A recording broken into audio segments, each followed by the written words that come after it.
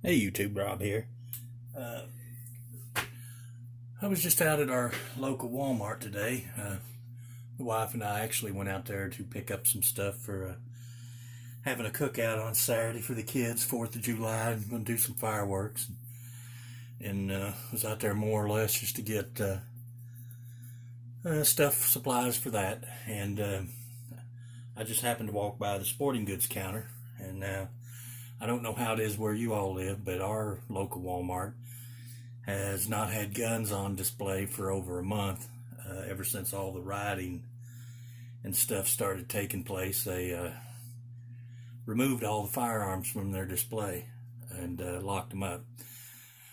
So I just happened to be out there and walked by sporting goods, more or less just see if they had any 22 ammunition, and they were restocking the firearms.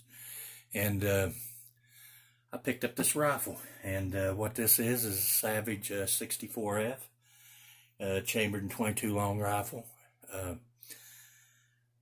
I had one of these guns in the past. I know I told you the story about how after the Sandy Hook shooting and ammunition got so expensive, and I had a couple little Savage rifles. Well, this was one of the rifles I had that I sold, and you know, the one I had in the past was actually a pretty decent little rifle, especially since that's been how many years ago. You know, I paid $99 for that rifle then, and I still paid $99 for this rifle today. So to me, that says something about, you know, the price staying stable on these rifles, you know, across the board. Now in your area, they may vary, and I know if you buy them online, they're more expensive than $99. Usually around $139 to, I see them as high as $159 on Bud. So if you're going to get one of these Walmarts, definitely the place to get them. They're kind of hard to get there because at $99, as soon as they get them in, they sell them back out. So, you know, I've been looking for one of these for quite some time. Every time I go there, I go by and see if they have any. But like I said, this is a Model 64F, and we're going to open it up here. And to open it, I'm going to be using my Condor Bushcraft Basic. This is one of my knives I use for bushcraft stuff and camping, and this is an awesome knife. 1095 carbon steel.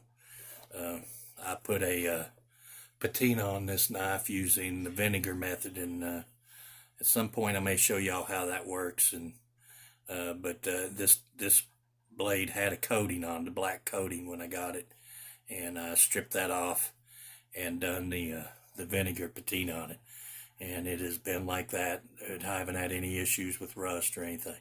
So anyway, we're going to use that to open our box. So we'll cut our tape here.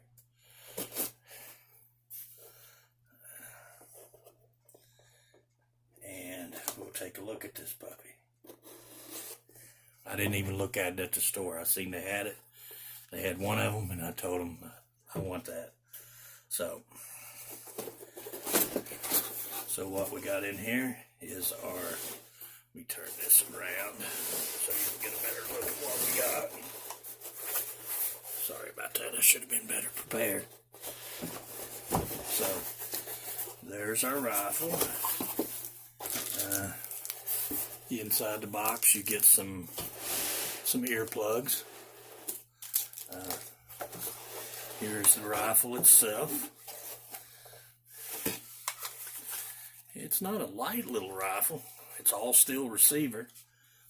Let's set this aside a minute and we'll look at it. And inside the box, you have your owner's manual. Oh, a Savage sticker. Oh, didn't have one of those, so that's neat. And under here somewhere, I assume you have your gun lock. And yes, you do. You have a Savage gun lock. And that's basically everything in the box. So we'll get rid of this. Nothing in there else I need. I don't know how you guys are. Do you keep your boxes for your rifles and things like that? I used to keep a lot of them, and then, you know, rifle boxes take up so much room. hard to hang on to those. So here's the rifle, and it's got this tag on it. It is a steel receiver gun.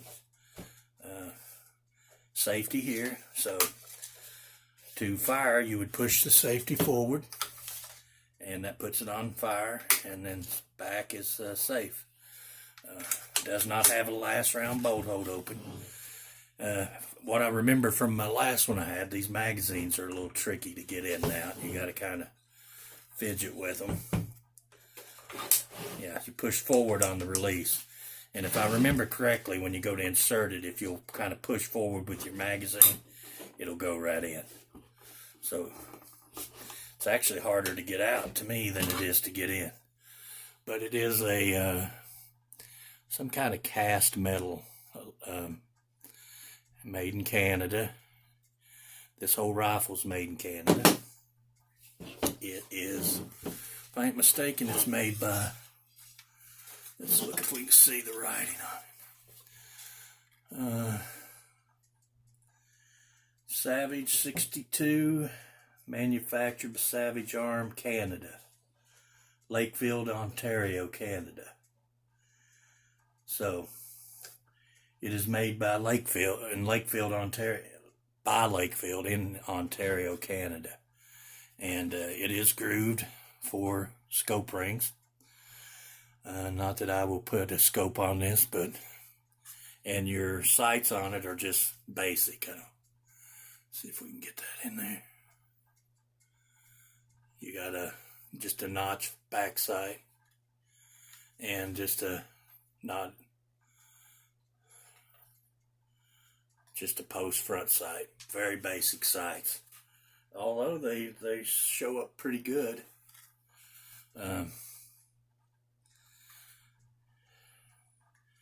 Kind of seems like my back sight might be sitting off center just a hair, but yeah, for $99.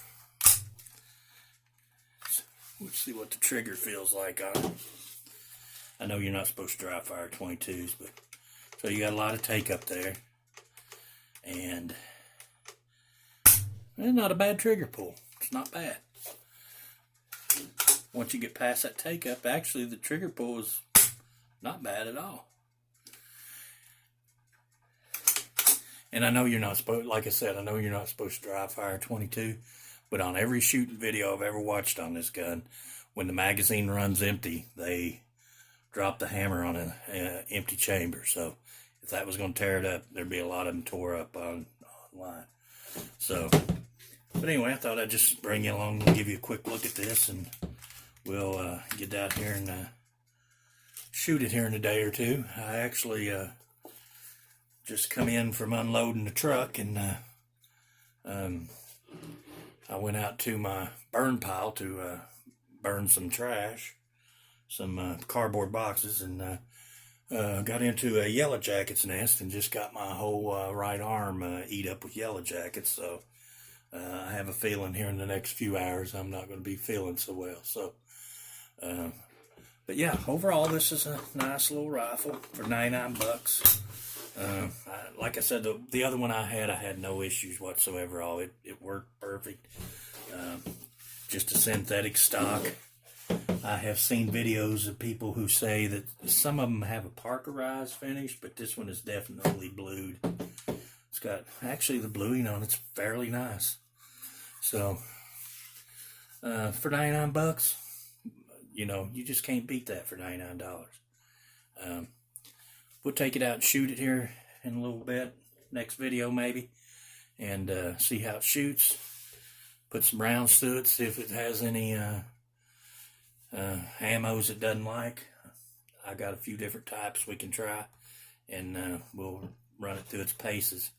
And like I said, I just bought a new Ruger 10/22, so maybe in the future we might see how one compares to the other. This one being a $99 rifle, and the Ruger 10/22, the base model I just bought was $219, and they go on up from there. So, I mean, for that extra $120, does it substantially, you know, beat this rifle? well, maybe that's something we'll look at here in the future. So thanks for watching my video, and I appreciate everybody that watches and give me a thumbs up. And I appreciate each and every one of you, and you all have a blessed day, and thanks for watching.